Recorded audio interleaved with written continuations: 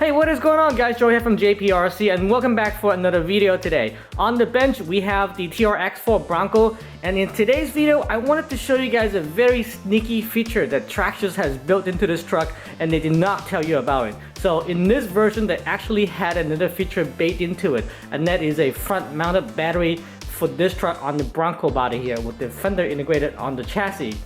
Now for those of you who are new to the market, why it matters, the fact is the more weight you can shift to the front of the truck, the better quality it is. So in this truck they actually had that feature baked into it. I'm going to show you guys how to use it today. Alright, so with the body off, as you all know, this is the battery mount where you would normally put your battery in. You know, a lot of you have been saying that this is actually not the perfect position for it because it still sits a lot more backward. Even though you can put it in a smaller pack to lower the center of gravity, it's still relatively, the battery is located in the middle to the rear chassis. So what they have done on this version is that if you notice there's an empty spot right here in the front. It's not that this will fit a traditional 8 scale 2S or 3S pack. However, as you can see, there are these cutout right here already slotted out, and what you see right here, I just put a Velcro piece into it. And I recall in Hammy Storm's video, he talked about a new battery pack that are more compact from Trx4 that you can get from Aiming Hobby. This is the Trx4 LIHV. I don't know how you pronounce it, but basically it's a high voltage LiPo pack. 3600 milliamp, and it's a 3-cell pack, and 3-cell is exactly what I want to run in this truck. Very compact little pack of LiPo here. Normally I run a standard size, this is a 3200 or 3250 milliamp 3-cell from Maxam. I normally run this in my 10.2. As you can see in the size comparison right here, it's actually a lot more shorter, and the coolest part in here is that this will drop directly into this slot perfectly, just like that. So let's wire it up and I'll show you exactly how it fits. So just like that, there you have it.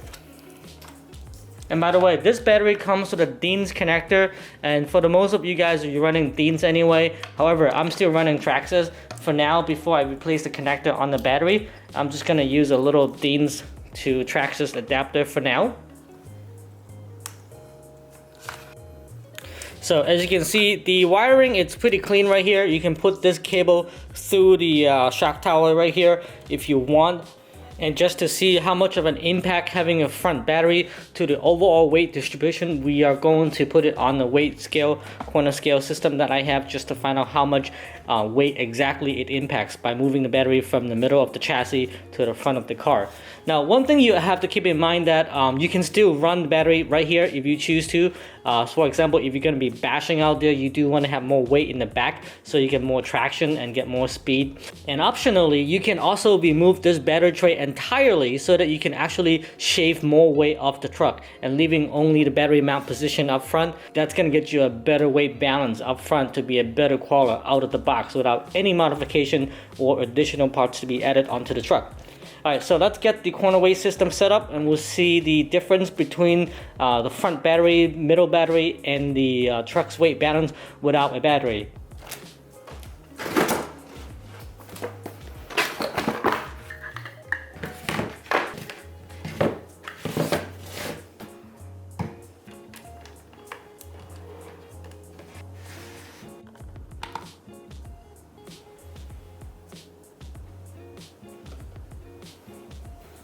Alright, so just to start it off, for a benchmark vehicle, we're going to be using our SEX 10.2. This is the relatively stock 10.2 with the exceptions of wheels.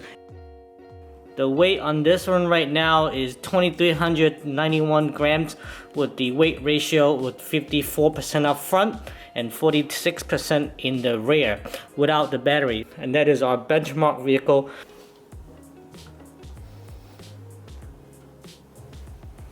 Alright, so next up we have the Trx4, and this is without a battery.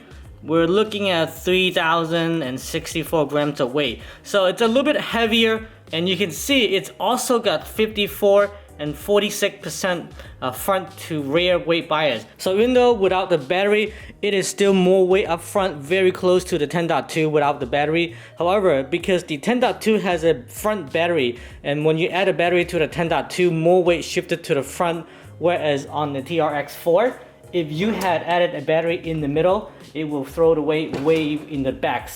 Into the center right there. Put the body back. So as you can see, we just dropped in a very light 3S pack into the TRX4, and you can see that the weight, it's already shifted from 42 to 48% increase in the rear end.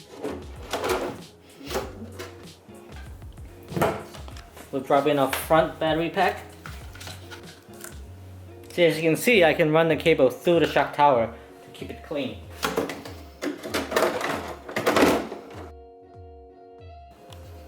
Alright, so as you can see now, we have 58-42 front to rear weight bias.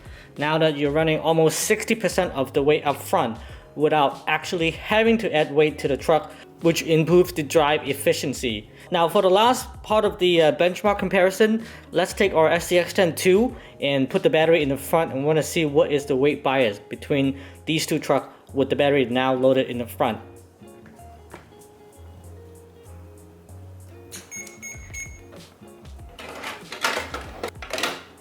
Alright, now we have the 10.2 with the battery loaded in the front. So let me bring you guys up close. So as you can see, we are seeing 58-42. So that is exactly the same weight distribution for the TRX4 and the 10.2 with the front battery mounted. And that is pretty cool. Alright guys, so there you have it. That is definitely the first and the easiest performance upgrade you can do to your Trx4 Bronco. I'll put the link in the video description for this battery pack. You can pick it up from Aiming Hobbies. I think I picked it up for about $60 with free shipping or something, but definitely it is worth the upgrade, and you have to do it to your TRX Bronco. So with that, I have another video upcoming. I ordered a couple performance upgrade part on the TRX4 Bronco. I wanted to show you guys some of the other upgrades you can do to it before you actually take it outside to run it. So stay tuned guys. I will see you guys in the next video.